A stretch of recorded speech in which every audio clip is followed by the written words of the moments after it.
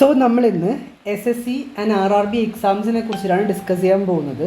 So എക്സാംസിനെ കുറിച്ച് പറയുന്നതിന് മുന്നേ എനിക്കൊരു കുഞ്ഞു കാര്യം പറയാനുണ്ട്. ഈ ക്ലാസ് ഞാനൊരു 10 മിനിറ്റിനുള്ളിൽ വൈൻഡപ്പ് ചെയ്തോളാം.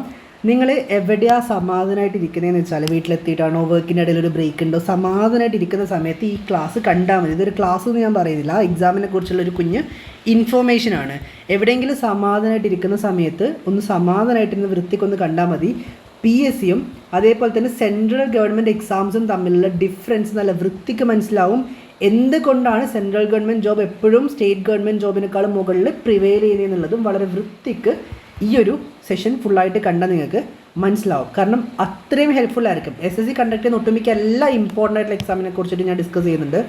RRB കണ്ടക്ട് ചെയ്യുന്ന ഒട്ടുമിക്ക എല്ലാ ഇമ്പോർട്ടൻ്റ് ആയിട്ടുള്ള എക്സാമിനെ കുറിച്ച് ഞാൻ ഡിസ്കസ് ചെയ്യുന്നുണ്ട്. ഒന്ന് ഫുള്ളായിട്ട് കാണാം. പ്ലസ് ഞാനൊരു 6 മന്ത് കോഴ്സ് ലോഞ്ച് ചെയ്തിട്ടുണ്ട്. അതേപോലെ തന്നെ പല ബാച്ചിലേക്കായിട്ടുള്ള ക്രാഷ് കോഴ്സും സ്റ്റാർട്ട് ചെയ്തിട്ടുണ്ട്. മന്ത്ലി 500 റുപ്പീസാണ് ആകെ ഫീസായിട്ട് വരുന്നത്. കണ്ണൂർ യൂണിവേഴ്സിറ്റി ഇന്നോവേഷൻ ഇൻക്യുബേഷൻ ഫൗണ്ടേഷനിൽ നമ്മൾ ഒഫീഷ്യലി രജിസ്റ്റേർഡ് ആൻഡ് റെക്കഗ്നൈസ്ഡ് ആണ്. യൂണിവേഴ്സിറ്റി ലെവലിൽ നമ്മൾ റെക്കഗ്നൈസ്ഡ് ആയതുകൊണ്ടാണ് ഏറ്റവും അഫോർഡബിളായിട്ട് ഈ 20,000 30,000 വരെ വരുന്ന ഫീസ് വരുന്ന ഇത്തരത്തിലുള്ള കോച്ചിങ് നമ്മൾ 500 റുപ്പീസ് മാത്രം മന്ത്ലി ഫീസ് ചെയ്യുന്ന രീതിയിൽ നമ്മൾ നടത്തുന്നത്. അത്രയും നമ്മൾ അഫോർഡബിളായിട്ട് നടത്തുന്നതിൻ്റെ റീസൺ ഏറ്റവും അഫോർഡബിളായിട്ടുള്ള കോച്ചിങ് എല്ലാവരിലേക്ക് എത്താൻ വേണ്ടിയിട്ടാണ്. ആൻഡ് നിങ്ങൾക്ക് ക്ലാസ്സിൻ്റെ ക്വാളിറ്റി ക്ലാസ് കണ്ട് മനസ്സിലാക്കാവുന്നതാണ്. ലൈക്ക് നമ്മൾ അത്രയും നല്ല രീതിയിലായിരിക്കും ഓരോ ടോപ്പിക്സും നമ്മൾ വൃത്തിക്കെടുക്കുക. ഇനി ഞാൻ നമ്മുടെ കണ്ടൻറ്റിലേക്ക് വരാം. അതായത് SSC അതേപോലെ തന്നെ RRB കണ്ടക്ട് ചെയ്യുന്ന എല്ലാ എക്സാമിനെ കുറിച്ചും ഞാൻ പറഞ്ഞുതരാം. സോ ആദ്യം ഒന്ന് SSC എക്സാമിനെ കുറിച്ച് നോക്കാം. SSCക്ക് പ്രിപ്പയർ ചെയ്യാത്ത ആൾക്കാർ പോലും ഒന്ന് എക്സാമിനെ കുറിച്ച് നോക്കാം. ബിഫോർ ദാറ്റ് PSCയുടെ പ്രശ്നം എന്താ അറിയോ? എക്സാം ക്വാളിഫൈ ചെയ്ത് റാങ്ക് ലിസ്റ്റിൽ വന്ന് 3-4 വർഷം എടുത്തിട്ട് റാങ്ക് ലിസ്റ്റ് തള്ളിപ്പോയിട്ട് ഡിപ്രസ്ഡ് ആയിട്ടിരിക്കുന്ന കുറേ ആൾക്കാർ ഞാൻ കണ്ടിട്ടുണ്ട്. പക്ഷേ SSC നടത്തുന്ന എക്സാം അല്ലെങ്കിൽ RRB നടത്തുന്ന എക്സാമിൻ്റെ ഒരു ഉപയോഗം എന്താണെന്ന് വെച്ചാൽ വൃത്തിക്ക് പഠിച്ച് റാങ്ക് ലിസ്റ്റിൽ വന്നു എന്നാണെങ്കിൽ നിങ്ങളുടെ വേക്കൻസി അനുസരിച്ചിട്ട് അപ്പോൾ തന്നെ അവർ ലൈക്ക് അപ്പോയിൻമെൻറ്റ് ഓർഡർ സെൻഡ് ചെയ്തുകൊണ്ടിരിക്കുന്നു വെച്ചാൽ ഒരുപാട് അങ്ങനെ വെയിറ്റ് ചെയ്യേണ്ടി വരില്ല. അല്ലെങ്കിൽ ലിസ്റ്റിൽ വന്ന് അങ്ങനെ തള്ളിപ്പോകാനുള്ള സാധ്യതകൾ കമ്പാരിറ്റീവ്ലി വളരെ കുറവാണ്. കാരണം ഇത് സെൻട്രൽ ഗവൺമെൻറ് എക്സാമാണ്. ഓക്കെ, അതാണ് കൂടുതൽ ആൾക്കാരും SSC ആൻഡ് RRBക്ക് പ്രിപ്പയർ ചെയ്യുന്നത്. ആൻഡ് മറ്റൊരു കാര്യം എന്ന് പറയുന്നത് ഇതിൻ്റെ പേർക്സ് ആൻഡ് അലവൻസസ് ആണ്. സ്റ്റേറ്റ് ഗവൺമെൻറ് എക്സാമിനേക്കാൾ എത്രയോ നല്ല പേർക്സ് ആൻഡ് അലവൻസസ് ആണ് സെൻട്രൽ ഗവൺമെൻറ് എക്സാംസിന് നിങ്ങൾക്ക് കിട്ടാൻ പോകുന്നത്. അതിപ്പോൾ സാലറി ആണെങ്കിലും അതല്ലാണ്ട് ബേസിക് പേയുടെ പുറത്തുള്ള കാര്യങ്ങളാണെങ്കിലും അതല്ലാതെ മെഡിക്കൽ ഇൻഷുറൻസ് അടക്കമുള്ള കാര്യങ്ങളെക്കുറിച്ച് ഞാൻ പറയുന്നത്. ഒരു ഹെൽത്ത് ഇൻഷുറൻസ് പോലും എടുക്കേണ്ട ആവശ്യമില്ല. കാരണം നിങ്ങൾക്ക് ഇതിനകത്ത് എല്ലാം ഇൻക്ലൂഡഡ് ആണ്. ഇനി ഞാൻ എക്സാമിനെ കുറിച്ച് പറയാം. SSC എന്ന് പറയുന്നത് സ്റ്റാഫ് സെലക്ഷൻ കമ്മീഷനാണ്. ഇവരാണ് സെൻട്രൽ ഗവൺമെൻറ് മിനിസ്ട്രീസിലേക്കും ഡിപ്പാർട്ട്മെൻറ്റിലേക്കും ഓർഗനൈസേഷനിലേക്കും ആൾക്കാരെ റിക്രൂട്ട് ചെയ്യുന്നത്. SSC നടത്തുന്ന ഏറ്റവും ഇമ്പോർട്ടൻ്റ് ആയിട്ടുള്ള കുറച്ച് എക്സാംസ് ഉണ്ട്. അതിലൊന്നാണ് SSC CGL എക്സാം. ഇത് ഡിഗ്രി ലെവൽ എക്സാമാണ്. 2 SSC CHSL എക്സാം. ഇതും +2 ലെവൽ എക്സാമാണ്. 12th level exam, combined higher secondary level. പിന്നെ SSC CPO എക്സാം, ഇത് ഡിഗ്രി ലെവൽ എക്സാമാണ്. പിന്നെ SSC MTS എക്സാം, ഇത് 10th ലെവലാണ്. GD 10th ലെവലാണ്. പിന്നെ സ്റ്റീനോഗ്രാഫർ ഉണ്ട്, ടെക്നിക്കൽ ബാക്ക്ഗ്രൗണ്ടിലുള്ള ആൾക്കാർക്ക് JE ഉണ്ട്. പിന്നെ ട്രാൻസ്ലേറ്റർ ആയിട്ടുള്ള ജോബ് അവൈലബിൾ. ഇതിനെക്കുറിച്ചൊക്കെ ഞാൻ ക്ലിയർ ആയിട്ട് മുമ്പോട്ടേക്ക് ഇപ്പോൾ പറഞ്ഞുതരാം. ഏജ് റിലാക്സേഷൻ ഏറ്റവും ഇമ്പോർട്ടൻ്റ് ആയിട്ടുള്ള കാര്യമാണ്. ഇപ്പോൾ ഞാൻ പറയട്ടെ, SSC CGL എക്സാമിൻ്റെ ഏജ് ലിമിറ്റ് 18 തൊട്ട് 30 വയസ്സ് വരെയാണെന്ന് വിചാരിക്കുക. ഇത് ജനറൽ ആയിട്ടുള്ള ആൾക്കാർക്കാണ്, അതായത് ജനറൽ കാറ്റഗറിയിലുള്ള ആൾക്കാർക്കാണ് ഏജ് ലിമിറ്റ് വരുന്നത്. OBCക്കാരാണെങ്കിൽ ഈ ഒരു ഏജ് ലിമിറ്റിൻ്റെ ഒന്നിച്ച് +3 വർഷം പിന്നെയും എക്സാം അറ്റംപ്റ്റ് ചെയ്യാം. ബേസിക്കലി 33 വരെ OBCക്ക് അറ്റംപ്റ്റ് ചെയ്യാം. അവിടെ ഏജ് റിലാക്സേഷൻ ഉണ്ട് 3 വർഷം കൂടെ. പിന്നെ SC ST ബാക്ക്ഗ്രൗണ്ട് ആണെങ്കിൽ 5 വർഷം എക്സാം അറ്റംപ്റ്റ് ചെയ്യാം. എന്ന് വെച്ചാൽ 30+5 35 ഇയേഴ്സ് വരെ SC ST ബാക്ക്ഗ്രൗണ്ടിലുള്ള ആൾക്കാർക്ക് അപ്ലൈ ചെയ്യാം. ഫിസിക്കലി ഡിസബിൾഡ് ആണെങ്കിൽ 10 വർഷം തൊട്ട് 15 വർഷം വരെ ഏജ് റിലാക്സേഷൻ ഉണ്ട്. ഇത് ഏജ് റിലാക്സേഷൻ മാത്രമല്ല, എക്സാമിന് സ്കോർ ചെയ്യുന്ന മാർക്കിൻ്റെ കട്ട് ഓഫിൽ കൂടെ OBC SC STക്ക് ജനറലിനെക്കാളും എന്തുണ്ട്, ഇത്തരത്തിലുള്ള റിലാക്സേഷൻ ഉണ്ട്. സോ ജനറൽ കാറ്റഗറി പെടുന്ന ഒരാളെ സംബന്ധിച്ചിടത്തോളം ഏജ് റിലാക്സേഷൻ നോക്കുകയാണെങ്കിൽ ഇല്ല. 18 to 30 വരെയാണ് നിങ്ങളുടെ ഏജ് ലിമിറ്റ് എന്ന് പറയുന്നത്. അപ്പോൾ നിങ്ങൾ ചെയ്യേണ്ട കാര്യം എന്ന് പറയുന്നത് ഇതിൽ മറ്റ് കുറച്ച് കാര്യങ്ങളുണ്ട്. അതായത് ഇക്കണോമിക്കലി വീക്കർ സെക്ഷനിൽ പെടുന്ന ആൾക്കാരാണെങ്കിൽ നിങ്ങൾക്ക് ഇവിടെ കുറച്ച് റിസർവേഷൻസ് ഒക്കെ കിട്ടും. അതിൽ പെടുന്നതാണെങ്കിൽ ഒന്ന് യൂട്യൂബിൽ നോക്കി ഇതിൻ്റെ ക്രൈറ്റീരിയാസ് എന്തൊക്കെയാണ്, അതിൽ പെടുന്നതാണെങ്കിൽ പ്ലീസ് അതൊന്ന് അപ്ലൈ ചെയ്തിട്ട് താലൂക്ക് ഓഫീസിൽ നിന്ന് വാങ്ങി വെച്ചാൽ ഇവിടെ ഹെൽപ്ഫുൾ ആയിരിക്കും. അല്ലാന്നാണെങ്കിൽ വൃത്തിക്കിരുന്ന് പഠിച്ചാലും ക്വാളിഫൈ ചെയ്യാൻ വേണ്ടി പറ്റും. CGL എന്ന് പറയുന്നത് ഡിഗ്രി ലെവൽ എക്സാമാണ്. ഡിഗ്രി ലെവൽ എക്സാം വെച്ചാൽ ഡിഗ്രി ഫൈനൽ ഇയർ ആയിട്ടുള്ള ആൾക്കാർക്ക് എക്സാം അറ്റംപ്റ്റ് ചെയ്യാം, കംപ്ലീറ്റ് ചെയ്ത ആൾക്കാർക്ക് അറ്റംപ്റ്റ് ചെയ്യാം. ഓക്കെ, ഡിഗ്രി കംപ്ലീറ്റ് ചെയ്ത ആൾക്കാർക്ക് ഇത് അറ്റംപ്റ്റ് ചെയ്യാം, ഫൈനൽ ഇയേഴ്സിന് അറ്റംപ്റ്റ് ചെയ്യാൻ പറ്റും. ചില പോസ്റ്റിന് 18 തൊട്ട് 27 വരെ. അതിൽ തന്നെ 3 വർഷം OBCക്കും 5 വർഷം SC STക്കും, ഫിസിക്കൽ ഡിസബിൾഡ് ആണെങ്കിൽ 10 തൊട്ട് 15 വർഷം റിലാക്സേഷൻ ഉണ്ട്. ചില പോസ്റ്റുകൾക്ക് 18 to 30 വയസ്സിൽ അറ്റംപ്റ്റ് ചെയ്യാം, ചില പോസ്റ്റുകൾക്ക് 32 വയസ്സിൽ അറ്റംപ്റ്റ് ചെയ്യാം. 32 വയസ്സിൽ അറ്റംപ്റ്റ് ചെയ്യാൻ വരുന്ന പോസ്റ്റും സീജനിലുണ്ട്. അവിടെയും ഒ ബി സിക്ക് 3 വർഷം 35 വരെ, SC STക്ക് 37 വരെയും എക്സാം അറ്റംപ്റ്റ് ചെയ്യാൻ വേണ്ടി പറ്റും. പിന്നെ ഇതിൽ ഒരു ബാച്ചിലേഴ്സ് ഡിഗ്രി ഏതെങ്കിലും ആർട്സോ സയൻസോ എന്തെങ്കിലും ഒരു ഡിഗ്രി വേണം, അല്ലെങ്കിൽ ഫൈനൽ ഇയർ ആണെങ്കിൽ അറ്റംപ്റ്റ് ചെയ്യാം. ഇതിൽ assistant section officer, income tax ഡിപ്പാർട്ട്മെൻറ്റിനെ കുറിച്ച് ഞാൻ പറയേണ്ട ആവശ്യമില്ല, നിങ്ങൾക്ക് അറിയാവുന്ന കാര്യമാണ്. ഇൻകം ടാക്സ് ഇൻസ്പെക്ടർ അല്ലെങ്കിൽ മറ്റു കാര്യങ്ങളുണ്ട്. അതായത് നിങ്ങൾക്ക് ഇന്ത്യക്ക് പുറത്തുള്ള മിനിസ്ട്രീസിൽ വർക്ക് ചെയ്യാം. ഇന്ത്യക്ക് പുറത്ത് അബ്രോഡ് പോയിട്ട് വർക്ക് ചെയ്യുന്ന ആഗ്രഹമുള്ള ആൾക്കാർക്ക് ഇവിടെ മിനിസ്റ്റർ ഓഫ് എക്സ്റ്റേണൽ അഫയേഴ്സ് പുറത്ത് പോയിട്ട് സ്വിറ്റ്സർലാൻഡിലും ജപ്പാനിലും ചൈനയിലും സൗത്ത് കൊറിയയിലൊക്കെ പോയിട്ട് ഇന്ത്യൻ എംബസീസിൽ വർക്ക് ചെയ്യും. അവിടുത്തെ ഇന്ത്യൻസിൻ്റെ പാസ്പോർട്ട് ഇഷ്യൂസും ഡിപ്ലോമാറ്റിക് മീറ്റിംഗ്സിലൊക്കെ ആയിരിക്കും നിങ്ങൾ പാർട്ടിസിപ്പേറ്റ് ചെയ്യേണ്ടി വരിക. പിന്നെ എക്സൈസ് ഇൻസ്പെക്ടർ, NIA, CBI, ഇങ്ങനെ ഓഡിറ്റർ, പിന്നെ ടാക്സ് അസിസ്റ്റൻറ്റ്, അങ്ങനെ ഒരുപാട് ടോപ്പ് മോസ്റ്റ് ആയിട്ടുള്ള പോസ്റ്റുകളും സീജലിന് അവൈലബിളാണ്. പിന്നെ സീജലിനെ പ്രിപ്പയർ ചെയ്താൽ ഈ സെയിം സിലബസ് ആണ് CHSLന്, സെയിം സിലബസ് ആണ് MTSന്, സെയിം സിലബസ് ആണ് GDക്ക്, ഓൾമോസ്റ്റ് സെയിം സിലബസ് ആണ് CPOക്ക്. ഇത് ഡിഗ്രി ലെവൽ എക്സാമാണ്. ഇതിന് പ്രിപ്പയർ ചെയ്താൽ ഈ ഡിഗ്രി ലെവൽ എക്സാമും ക്വാളിഫൈ ചെയ്യാൻ വേണ്ടി പറ്റും. ഇത് +2 ലെവൽ എക്സാം, ഇതിനേക്കാളും ഈസിയർ ആണ് +2 ലെവൽ എക്സാം ആയിട്ടുള്ള CHSL. ഇത് രണ്ടും 10th ലെവൽ എക്സാമാണ്. ഇതിനേക്കാളും ഈസി ആയിട്ടുള്ള എക്സാമാണ് 10th level exam. Syllabus general awareness, maths, reasoning, English ഒക്കെയാണ്. വ്യത്യാസം എന്ന് പറയുന്നത് ഡിഗ്രി ലെവൽ എക്സാം കുറച്ച് ടഫായിരിക്കും, പിന്നെ +2 ലെവൽ എക്സാം CHSL കമ്പാരിറ്റീവ്ലി കുറച്ച് ഈസി ആയിരിക്കും. 10th ലെവൽ എക്സാം ആയിട്ടുള്ള MTSും GDയും ഏറ്റവും ഈസി ആയിട്ടുള്ള എക്സാം ആയിരിക്കും. ഓക്കെ, പിന്നെ ഇതിന് ടയർ 1 ക്വാളിഫൈ ചെയ്യണം. രണ്ടാമത് ടയർ 2 എന്ന് പറഞ്ഞൊരു പേപ്പർ കൂടി ഉണ്ട്. ഇങ്ങനെ 2 സ്റ്റേജ് ക്വാളിഫൈ ചെയ്ത document verification, direct posting, interview പോലും അവിടെ ഇല്ല നിങ്ങളെ പ്രഷറൈസ്ഡ് ആക്കാൻ വേണ്ടിയിട്ട്. CHSL എന്ന് പറയുന്നത് +2 ലെവൽ എക്സാം. 12th ക്വാളിഫിക്കേഷനുള്ള ആൾക്കാർക്ക് ലൈഫ് ചേഞ്ച് ചെയ്യാൻ പറ്റുന്ന ഓപ്പർച്യൂണിറ്റിയാണ് CHSL. 27 വയസ്സിൽ അറ്റംപ്റ്റ് ചെയ്യാം. അവിടെയും 3 വർഷം OBC, 5 വർഷം SC STക്ക് റിലാക്സേഷൻ ഉണ്ട്. LDC, JSA, DO തുടങ്ങിയിട്ടുള്ള സെൻട്രൽ ഗവൺമെൻറ് മിനിസ്ട്രീസിലായിരിക്കും പോസ്റ്റിംഗ് ഉണ്ടാവുക. ടയർ 1 ഉണ്ട്, ടയർ 2 ഉണ്ട്, ഇങ്ങനെ 2 സ്റ്റേജ് ഉള്ളത്. ഇതിൻ്റെയൊക്കെ 100% സിലബസ്, അതിപ്പോൾ മാത്സ് ആയിക്കോട്ടെ, ജനറൽ അവയർനെസ് ആയിക്കോട്ടെ, ഇംഗ്ലീഷ് ആയിക്കോട്ടെ, റീസണിങ് ആയിക്കോട്ടെ, നമ്മൾ കവർ ചെയ്തിട്ടുണ്ട്. പിന്നെ നിങ്ങൾ വേറെ എവിടെയെങ്കിലും നല്ല ഇൻസ്റ്റിറ്റ്യൂട്ടിൽ ഓഫ്ലൈനായിട്ട് പോകുന്നുണ്ടെങ്കിൽ അങ്ങനെയും പോകാം. ഓൺലൈനായിട്ട് ജോയിൻ ചെയ്യുന്നുണ്ടെങ്കിൽ നമ്മുടെ ബാച്ച് നല്ലൊരു ഓപ്ഷൻ ആയിരിക്കും. ഇനി അതായത് നിങ്ങൾക്ക് ഓഫ്ലൈനായിട്ട് തന്നെ പോയിട്ട് പഠിക്കണമെങ്കിൽ നല്ല അത്യാവശ്യം നല്ല വൃത്തിക്ക് പഠിപ്പിക്കുന്ന ഇൻസ്റ്റിറ്റ്യൂട്ട്സ് ഉണ്ടെങ്കിൽ അവിടെ പോയിട്ട് ജോയിൻ ചെയ്യുക. ആൻഡ് പറ്റുമെങ്കിൽ ഓൺലൈനായിട്ട് ഒന്ന് ട്രൈ ചെയ്ത് നോക്കാം. നല്ല ക്ലാസ് ആണ്, അല്ലെങ്കിൽ എല്ലാം ഓക്കെ ആണെന്ന് നിങ്ങൾക്ക് ഉറപ്പ് വരുന്നുണ്ടെങ്കിൽ നിങ്ങൾക്ക് കണ്ടിന്യൂ ചെയ്യാം. ഇല്ലാന്നാണെങ്കിൽ ഫസ്റ്റ് മന്തിൽ ജോയിൻ ചെയ്ത് നല്ല അല്ലാതാണെങ്കിൽ നെക്സ്റ്റ് മന്ത് നിങ്ങൾക്ക് ലീവ് ആയിട്ട് ഒരു പ്രൊവിഷൻ കൂടെ ഇവിടെ പ്രൊവൈഡ് ചെയ്യുന്നുണ്ട്. CPO എന്ന് പറയുന്നത് ഡൽഹി പോലീസിലേക്കും BSFിലേക്കും CISFിലേക്കും CRPFിലേക്കും ITBPയിലേക്കും SSBയിലേക്കൊക്കെയുള്ള സെലക്ഷനാണ്. ഡിഗ്രി ഇവിടെ ആവശ്യമുണ്ട്. 25 വയസ്സിൽ എക്സാം എഴുതാം.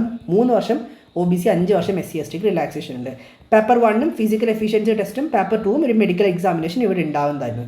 ഓക്കെ, SSC MTS എന്ന് പറയുന്നത് 10th ലെവൽ എക്സാമാണ്. 25 വരും, ചില പോസ്റ്റുകൾക്ക് 27 അറ്റംപ്റ്റ് ചെയ്യാം. ഏജ് റിലാക്സേഷൻ അവിടെ ഉണ്ട്. 10th ക്വാളിഫിക്കേഷൻ മാത്രം മതി. മൾട്ടി ടാസ്കിങ് സ്റ്റാഫും ഹവിൽദാറൊക്കെ ആയിട്ടായിരിക്കും പോസ്റ്റിംഗ്. കമ്പ്യൂട്ടർ ബേസ്ഡ് എക്സാമും ഒരു ഫിസിക്കൽ എഫിഷ്യൻസി ടെസ്റ്റുമാണ് ഇവിടെ ഉണ്ടാവുക. GD എന്ന് പറയുന്നത് BSF, CISF, CRPF ഇതിലൊക്കെയുള്ള സെലക്ഷനാണ്. 10th qualification മതി. 23 വരെ അറ്റംപ്റ്റ് ചെയ്യാം. അവിടെ OBCക്കും SC STക്കും റിലാക്സേഷൻ ഉണ്ട്. കമ്പ്യൂട്ടർ ബേസ്ഡ് ടെസ്റ്റ് ഉണ്ടാവും, ഫിസിക്കൽ എഫിഷ്യൻസി ടെസ്റ്റ് ഉണ്ടാവും, പിന്നെ മെഡിക്കൽ ഉണ്ടാവും. സ്റ്റീനോഗ്രാഫർ എന്ന് പറയുന്നത് 18 to 30 വരും, അതേപോലെ 27 വരും. ഗ്രേഡ് അനുസരിച്ചിട്ട് ഓരോ എക്സാംസിന് നിങ്ങൾക്ക് അറ്റംപ്റ്റ് ചെയ്യാം. 12th ക്വാളിഫിക്കേഷൻ മതി. സ്റ്റീനോഗ്രാഫർ അതേപോലെ പേഴ്സണൽ അസിസ്റ്റൻറ്റ് പോസ്റ്റുകൾ അവൈലബിൾ ആണ്. CBTയും സ്കിൽ ടെസ്റ്റ് ഇവിടെ വരുന്നുണ്ട്. JEE എന്ന് പറഞ്ഞാൽ ടെക്നിക്കൽ ബാക്ക്ഗ്രൗണ്ടുള്ള ആൾക്കാർക്കാണ് ഇവിടെ. ടെക്നിക്കൽ ബാക്ക്ഗ്രൗണ്ട് നിർബന്ധമാണ്. 32 വരെയൊക്കെ അല്ലെങ്കിൽ 30 വരെ അറ്റംപ്റ്റ് ചെയ്യാം. ഇതൊക്കെയാണ് ജോബ് റോൾ എന്ന് പറയുന്നത്. 2 പേപ്പേഴ്സ് ഇവിടെ അറ്റംപ്റ്റ് ചെയ്യാനുണ്ടാവും. JHT എന്ന് പറയുന്നത് ഹിന്ദി ട്രാൻസ്ലേറ്റർ അതേപോലെ സീനിയർ ഹിന്ദി ട്രാൻസ്ലേറ്റർ ജോബാണ്. 2 പേപ്പേഴ്സ് ഉണ്ടാവും. 30 വരെ എക്സാം അറ്റംപ്റ്റ് ചെയ്യാം. ഇതിൽ ഹിന്ദി അല്ലെങ്കിൽ ഇംഗ്ലീഷിൽ ഒരു ഡിഗ്രി ഉണ്ടായാലും അല്ലെങ്കിൽ മാസ്റ്റേഴ്സ് ഉണ്ടെന്നാണെങ്കിൽ, ഡിഗ്രി അല്ല മാസ്റ്റേഴ്സ് ഉണ്ടെങ്കിൽ ഓക്കെയാണ്. ക്വാളിഫിക്കേഷൻ വൈസ് നോക്കുകയാണെങ്കിൽ ഇത് 10th ലെവൽ എക്സാമാണ്. അതിന് മുന്നേ ഒരു കാര്യമുണ്ട്. ക്വാളിഫിക്കേഷൻ വൈസ് പറയുകയാണെങ്കിൽ ഗ്രാജുവേറ്റ് ലെവൽ CGL അല്ലെങ്കിൽ CPOക്ക് പ്രിപ്പയർ ചെയ്താൽ 12th level higher secondary level ഈ എക്സാം ക്വാളിഫൈ ചെയ്യാൻ പറ്റും. സെയിം സിലബസ്, കുറച്ചും കൂടി ഈസിയറാണ്. അതേപോലെ തന്നെ ഈ എക്സാം എന്തായാലും ക്വാളിഫൈ ചെയ്യാൻ വേണ്ടി പറ്റും. സെയിം സിലബസ്, ഏറ്റവും ഈസിയറാണ്. 10th ലെവലേ ഉള്ളൂ. പിന്നെ ടെക്നിക്കൽ ബാക്ക്ഗ്രൗണ്ടുള്ള ആൾക്കാർക്ക് എക്സാം ഇവിടെ ഉണ്ട്. ഓക്കെ, സോ ഹയസ്റ്റ് സാലറി വെച്ച് നോക്കുകയാണെങ്കിൽ CGL അത്ര സാലറി വേറെ ഒന്നിനുമില്ല. പിന്നെ CPO ആണ്, പിന്നെ JEE ആണ്. ഇങ്ങനെയാണ് സാലറിയുടെ ഒരു ലിസ്റ്റിംഗ് ആക്ച്വലി വരുന്നത്. അതിൽ CGLനെ പ്രിപ്പയർ ചെയ്താൽ ഒട്ടുമിക്കെല്ലാം ക്രാക്ക് ചെയ്യാൻ പറ്റും. RRB എക്സാമിനെ കുറിച്ച് പറഞ്ഞാൽ ഇത് റെയിൽവേ ബോർഡാണ് കണ്ടക്ട് ചെയ്യുന്നത്. NTPC മെയിൻ എക്സാമാണ്. പിന്നെ ഗ്രൂപ്പ് D ഉണ്ട്, അസിസ്റ്റൻറ്റ് ലോക്കോ പൈലറ്റ് ഉണ്ട്, JEE ഉണ്ട്, ടെക്നീഷ്യൻ ഉണ്ട്, പാരാമെഡിക്കൽ ഉണ്ട്, മിനിസ്ട്രി ലെവൽ പോസ്റ്റുകൾ അവൈലബിൾ ആണ്. ഏജ് റിലാക്സേഷൻ ഇവിടെ അതേപോലെ വരുന്നുണ്ട്. ഓക്കെ, 30 വയസ്സ് വരെയാണ് ജനറൽ കാറ്റഗറി എന്നാണെങ്കിൽ 33 വയസ്സ് വരെയാണ് OBC, 35 വരെയാണ് SC ST. പിന്നെ ഒരു കാര്യം കൂടെ, ഇതിൻ്റെ ഏജ് ലിമിറ്റ് കണ്ട് ശരിക്കും നിങ്ങൾ തന്നെ ഞെട്ടിപ്പോവും. ജനറൽ കാറ്റഗറി പെട്ട ഒരാൾക്ക് 30 വയസ്സ് തൊട്ട് 33 വയസ്സ് വരെ എക്സാം അറ്റംപ്റ്റ് ചെയ്യാം. NTPCക്ക് 33 വയസ്സിൽ എക്സാം അറ്റംപ്റ്റ് ചെയ്യാം. OBCക്ക് 3ഉം SC STക്ക് 5 വർഷം റിലാക്സേഷൻ ഉണ്ട്. പിന്നെ 12th ലെവൽ NTPC ഉണ്ടാവും, ഗ്രാജുവേറ്റ് ലെവൽ എക്സാം ഉണ്ടാവും. അപ്പോൾ ചില പോസ്റ്റുകളുണ്ട്, സ്റ്റേഷൻ മാസ്റ്റർ, ഇതൊക്കെ ഡിഗ്രി ലെവലാണ്. പിന്നെ 12th ലെവൽ പോസ്റ്റുകളും ഉണ്ടാവും. ഇതൊക്കെയാണ് ജോബ് റോൾ എന്ന് പറയുന്നത്. 2 സ്റ്റേജ് ഉണ്ട്. പിന്നെ സ്കിൽ ടെസ്റ്റും ഡോക്യുമെൻറ്റ് വെരിഫിക്കേഷനും മെഡിക്കലായിരിക്കും ഉണ്ടാവും ഇവിടെ. ഗ്രൂപ്പ് ഡി എന്ന് പറയുന്നത് 36 വയസ്സ് വരെ എക്സാം അറ്റംപ്റ്റ് ചെയ്യാം. 3 വർഷം OBCക്കും 5 വർഷം SC/STക്ക് റിലാക്സേഷൻ ഉണ്ട്. NTPC എന്ന് പറയുന്നത് ഗ്രാജുവേറ്റ് അല്ലെങ്കിൽ 12th ലെവൽ എക്സാം. അതിന് പ്രിപ്പയർ ചെയ്താൽ ഈ 10th ലെവൽ ഗ്രൂപ്പ് ഡി എന്തായാലും ക്വാളിഫൈ ചെയ്യാൻ വേണ്ടി പറ്റും. ഇതിന് പ്രിപ്പയർ ചെയ്താൽ ഇത് മിനിമം ക്വാളിഫൈ ചെയ്യാൻ വേണ്ടി പറ്റുന്നത് ഞാൻ പറയുന്നത്. ഇവിടെ ട്രാക്ക് മെയിൻറ്റെയിനർ, പിന്നെ അസിസ്റ്റൻറ്റ് പോയിൻറ്റ്സ്മെൻ തുടങ്ങിയിട്ടുള്ള പോസ്റ്റുകൾ CBT ഫിസിക്കൽ എഫിഷ്യൻസി ടെസ്റ്റും ഡോക്യുമെൻറ്റ് വെരിഫിക്കേഷനായിരിക്കും ഉണ്ടാവുക. പിന്നെ RRB ALP ഇത് അസിസ്റ്റൻറ്റ് ലോക്കോ പൈലറ്റാണ്. ട്രെയിനൊക്കെ ഓടിക്കുന്ന പൈലറ്റ്സിന് നിങ്ങൾ കണ്ടിട്ടില്ലേ, ഡ്രൈവ് ചെയ്യുന്ന ആൾക്കാരാണ്. 30 വരെയും റിലാക്സേഷൻ ഉണ്ടാവും. പിന്നെ ITI ഡിപ്ലോമ എഞ്ചിനീയറിംഗ് ആണ് ഇതിൻ്റെ ക്വാളിഫിക്കേഷൻ വേണ്ടത്.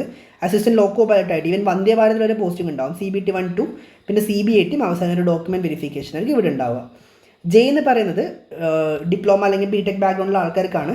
നിങ്ങൾക്ക് നല്ല ജോബ് ഇവിടെ വരുന്നുണ്ട്, സൂപ്പർവൈസറായിട്ടൊക്കെ നല്ല ജോബ് വരുന്നുണ്ട്. CBT 1, 2 ആൻഡ് ഡോക്യുമെൻറ്റ് വെരിഫിക്കേഷൻ പിന്നെ മെഡിക്കൽ ഉണ്ടാവുക. ടെക്നീഷ്യൻ റോഡ് ഇവിടെ വരുന്നുണ്ട്. IT ഡിപ്ലോമ ഒക്കെ കഴിഞ്ഞിട്ടുള്ള ആൾക്കാർക്ക് 33 വയസ്സ് വരെ ഏജ് റിലാക്സേഷൻ ഉണ്ടാവും. പിന്നെ പോസ്റ്റൊക്കെ ഇതാണ് CBT ഡോക്യുമെൻറ്റ് വെരിഫിക്കേഷൻ മെഡിക്കൽ ഉണ്ടാവും.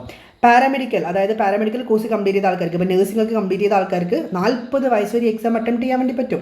ലാബ് അസിസ്റ്റൻ്റ് ആയിട്ടും ഫാർമസിസ്റ്റ് ആയിട്ടും സ്റ്റാഫ് നഴ്സായിട്ടും ഹെൽത്ത് ഇൻസ്പെക്ടറൊക്കെ ആയിട്ട് നഴ്സിംഗ് കംപ്ലീറ്റ് ചെയ്ത ആൾക്കാർക്ക് ജോയിൻ ചെയ്യാം. CBT ഡോക്യുമെൻറ്റ് വെരിഫിക്കേഷൻ സിമ്പിൾ ആയിട്ടുള്ള എക്സാം. വൃത്തിക്കിരുന്ന് പഠിച്ചാൽ ലൈഫ് ചേഞ്ച് ആയിട്ടൊരു ഓപ്പർച്യൂണിറ്റി ചെയ്തു. It's a ticket, basically it's a ticket to a better life.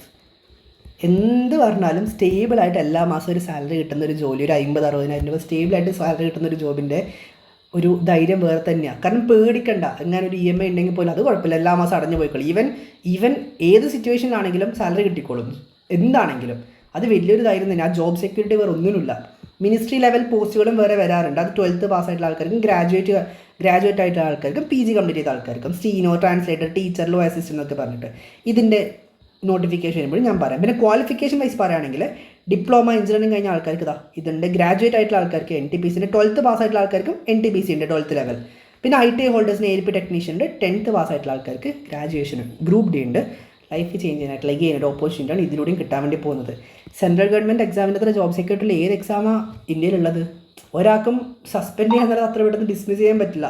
Job security peak ലെവലാണ്. സാലറി സ്റ്റാർട്ടിങ് തന്നെ 40 to 60 ആണ് സ്റ്റാർട്ടിങ്ങിൽ തന്നെ ഉണ്ടാവുക. പേഴ്ക്സ് ആൻഡ് അഡ്വാൻസസ് വേറെ ഉണ്ടാവും. റെയിൽവേയുടെ ബെനിഫിറ്റ്സ് മൊത്തം ഉണ്ടാവും. RRB ആണെങ്കിൽ ഫ്രീ ട്രാവൽ അടക്കം. പിന്നെ SSCയുടെ ആണെങ്കിലും ഒഫീഷ്യൽ വർക്കിനൊക്കെ ഫ്രീ ആയിരിക്കും, ഫ്ലൈറ്റ് ടിക്കറ്റ് അടക്കം. പ്രൊമോഷൻ ഓപ്പർച്യൂണിറ്റീസ് നല്ല കൂടുതലാണ്. പെൻഷൻ ബെനിഫിറ്റ്സ് ഉണ്ടാവും. Housing, medical facilities. ഹെൽത്ത് ഇൻഷുറൻസിൻ്റെ ആവശ്യം ഇവിടെ ഇല്ല. ഓൾറെഡി നിങ്ങൾക്ക് ഇൻഷുറൻസ് ജോബിൽ കിട്ടുന്നുണ്ട്. ഏത് ഹോസ്പിറ്റലിൽ പോയിട്ട് അഡ്മിറ്റ് ആയാൽ മതി, ഗവൺമെൻറ് ബാക്കി ഫണ്ടിങ് നടത്തിക്കോളും. ഈ ഗവൺമെൻറ് ജോബുള്ള ആൾക്കാരോട് ഹെൽപ്പ് ചോദിക്കാറുണ്ട് ലോണൊക്കെ എടുക്കുമ്പോൾ. കാരണം എന്താ വെച്ചാൽ ഗവൺമെൻറ് ജോബുള്ള ആൾക്കാർക്ക് കിട്ടുന്ന അത്ര ഫാസ്റ്റായിട്ട് ലോൺ വേറെ ഒരാൾക്കും കിട്ടില്ല. അത്രയും ഒരു ഹയർ ഫണ്ടിങ്ങും വേറെ ഒരാൾക്കും കിട്ടില്ല. കാരണം സ്റ്റേബിൾ ജോബാണ്. മാനേജർക്ക് അപ്രൂവ് ചെയ്യാൻ പേടിക്കേണ്ട ആവശ്യമില്ല, കാരണം അത് പെർമനൻറ്റ് ജോബാണ്. മാത്രമല്ല ഹെൽത്ത് ഇഷ്യൂ വന്നു കഴിഞ്ഞാൽ ഏത് ഹോസ്പിറ്റലിൽ പോയിട്ട് അഡ്മിറ്റ് ആയാലും അതിൻ്റെ കംപ്ലീറ്റ്, ചിലപ്പോൾ വാർഡായിരിക്കും, സ്റ്റിൽ അതിൻ്റെ കംപ്ലീറ്റ് ചിലവ് വഹിക്കുക സെൻട്രൽ ഗവൺമെൻറ് ആയിരിക്കും ഇവിടെ. ₹1 പോലും നിങ്ങൾക്ക് കഷ്ടപ്പെടേണ്ടി വരില്ല. അല്ലെങ്കിൽ ചികിത്സ സഹായം എന്ന് പറഞ്ഞാൽ ഒരാളുടെ മുമ്പിലും കഷ്ടപ്പെടേണ്ടി വരില്ല. It's a ticket to a better life. പഠിക്കാൻ തരാണെങ്കിൽ ഇരുന്ന് പഠിക്കുക. ഇത്രയും നല്ല ഓപ്പർച്യൂണിറ്റി ഒരു സ്ഥലത്തും കിട്ടില്ല. ഇപ്പം 4 ലക്ഷം വരെ സാലറി കിട്ടുന്ന ആൾക്കാർ അത് വിട്ടിട്ട് UPSC എക്സാംസ്, SSC എക്സാംസ് ഒക്കെ അറ്റൻഡ് ചെയ്ത് അത് ക്വാളിഫൈ ചെയ്യുന്നതിൻ്റെ റീസൺ തന്നെ എന്താ? അതിൻ്റെ ആ ജോബ് സെക്യൂരിറ്റിയും അതിൻ്റെ പേഴ്സണൽ അലവൻസസും കണ്ടിട്ട് തന്നെയാണ്. ഒരു മെഡിക്കൽ ഹെൽത്ത് ഇഷ്യൂ വന്നു എന്നാണെങ്കിൽ എത്ര ലക്ഷം രൂപയാണെങ്കിലും സെൻട്രൽ ഗവൺമെൻറ് അലോട്ട് ചെയ്ത് കൊടുത്തോളും. ചിന്തിക്കുക പോലും വേണ്ട അതിനെക്കുറിച്ചിട്ട്. ഈവൻ സർവീസിൽ ഇരിക്കുമ്പോൾ എന്തെങ്കിലും സംഭവിച്ചു പോയാൽ പോലും പാരൻസിന്, ഫാമിലിക്ക് ജോബ് കിട്ടും, അല്ലെങ്കിൽ അതിൻ്റെ പെൻഷൻസ് ഉണ്ടാവും, അല്ലെങ്കിൽ അതിൻ്റെ ബെനിഫിറ്റ്സ് ഉണ്ടാവും. ഇപ്പോൾ എൻ്റെ ഫാദർ ഡിഫൻസിലായിരുന്നു. ഫാദർ റിട്ടയർഡ് ആകുന്ന സമയത്ത് അവിടെ ECHS എന്ന് പറഞ്ഞിട്ടൊരു സാധനമുണ്ട്. ECHS അതായത് വെറും 30,000 കൊടുത്തിട്ട് ഒരു ഹെൽത്ത് ഇൻഷുറൻസ് കാർഡ്, അവർ lifetime free health insurance card കിട്ടി. ഈവൻ 40 ലക്ഷം ആയാലും 50 ലക്ഷം ആയാലും 1 കോടിയുടെ അടുത്ത് ഇപ്പോൾ ഹെൽത്തിന് ട്രീറ്റ്മെൻറ്റ് വേണ്ടി വന്നപ്പോൾ അത് സെൻട്രൽ ഗവൺമെൻറ് അലോട്ട് ചെയ്ത് കൊടുക്കും. ജസ്റ്റ് അതിൻ്റെ ECHSൻ്റെ സ്ഥലത്ത് പോയിട്ട് അതിൻ്റെ ഡോക്യുമെൻറ്റ്സ് സബ്മിറ്റ് ചെയ്താൽ മതി. അതിൻ്റെ അച്ഛൻ്റെ കാര്യം മാത്രമല്ല, അമ്മയ്ക്കും അത് കിട്ടും, കുട്ടികൾക്കും കിട്ടും. നമ്മൾ കുട്ടികൾക്കും കിട്ടും. അതിൻ്റെ അത്ര ഈ ഡിഫൻസിലൊക്കെ ഡിഫൻസിൽ അച്ഛൻ നോർമലായിട്ടുള്ളൊരു പോസ്റ്റിൽ നിന്ന് കയറി പ്രൊമോട്ടഡ് ആയതാണ്. പക്ഷെ അതിൻ്റെ ബെനിഫിറ്റ്സ് ഇപ്പോൾ അമ്മയ്ക്കും ഞങ്ങൾക്ക് എല്ലാവർക്കും കിട്ടുന്നുണ്ട്. ഇതാണ് സെൻട്രൽ ഗവൺമെൻറ് ജോബിൻ്റെ ഒരു പ്രത്യേകത. നിങ്ങൾ മാത്രമല്ല, നിങ്ങളുടെ എൻറ്റയർ ആ ഫാമിലി തന്നെ അവിടെ സേഫ് ആകാൻ വേണ്ടി പോകുന്നത്. പഠിക്കാനുള്ള സമയം തലച്ചോറും ഉണ്ട്, എല്ലാവർക്കും ഉണ്ട്. ടൈം വേസ്റ്റ് ആക്കി ഇരുന്ന് റിഗ്രറ്റ് ചെയ്യേണ്ടി വരും. അതിനുള്ള അവസരം വരുത്തിക്കാണ്ടിരിക്കുക, സ്വന്തമായിട്ട് ഇരുന്ന് പഠിക്കുക, എന്തെങ്കിലുമൊക്കെ ചെയ്യാം. ഓക്കെ, പിന്നെ ഇതിന് എവിടെ നിന്ന് തുടങ്ങണം, എന്ത് പഠിക്കണം, ലാക്ക് ഓഫ് മെൻറ്റർഷിപ്പ്, ഇതൊക്കെയാണ് നിങ്ങൾ അനുഭവിക്കുന്ന പ്രശ്നമാണെങ്കിൽ ഞാൻ ഓൾറെഡി പറഞ്ഞൊരു കാര്യമാണ്. നമ്മളൊരു ബാച്ച് ലോഞ്ച് ചെയ്തിട്ടുണ്ട്. ബാച്ച് സ്റ്റാർട്ട് ചെയ്യുന്ന ഡേറ്റ് നിങ്ങളുടെ വാട്സാപ്പിൽ ഞാൻ അറിയിച്ചിട്ടുണ്ടാവും. 500 റുപ്പീസാണ് മന്ത്ലി ഫീസ്. 4 to 5 മന്തിൽ 100% സിലബസ് കവർ ചെയ്യും. ശേഷം റിവിഷൻ സീരീസ് നമ്മൾ കണ്ടക്ട് ചെയ്യും. ഇൻ വിച്ച് നമ്മൾ കംപ്ലീറ്റ് എടുത്ത കഴിഞ്ഞ് മുമ്പോട്ടേക്ക് റിവൈസ് ചെയ്തിട്ടും മെൻറ്റർഷിപ്പ് സപ്പോർട്ട് ഉണ്ടാവും. ഞാനായിരിക്കും ഇവിടെ നിങ്ങളുടെ മെൻറ്ററായിട്ട് ഉണ്ടാവുക. നിങ്ങളുടെ ഫാക്കൽറ്റി കം മെൻറ്റർ ഞാനായിരിക്കും ഉണ്ടാവുക. എൻ്റെ ഭാഗത്തു നിന്ന് എല്ലാ സപ്പോർട്ടും നിങ്ങൾക്ക് ഉണ്ടാവും. സോ എന്ത് ഇഷ്യൂസ് ഉണ്ടെങ്കിലും മെസ്സേജ് അയച്ചാൽ മതി, ഇല്ലയെന്നാണെങ്കിൽ കോൾ ചെയ്താൽ മതി. ആൻഡ് ബാച്ചിൽ ജോയിൻ ചെയ്യുന്ന സമയത്ത് എൻ്റെ പേഴ്സണൽ നമ്പർ ഞാൻ നിങ്ങൾക്ക് തരും. പിന്നെ കമ്മ്യൂണിറ്റിയിലൊക്കെ ആഡ് ചെയ്യും. പിന്നെ എന്ത് കാര്യം ഉണ്ടെങ്കിലും ഈസി ആക്സസ് ആയിരിക്കും എല്ലാത്തിനും, കോൺടാക്ട് ചെയ്യുകയാണെങ്കിൽ പോലും. Doubts and queries are free to ask any time. Thanks a lot.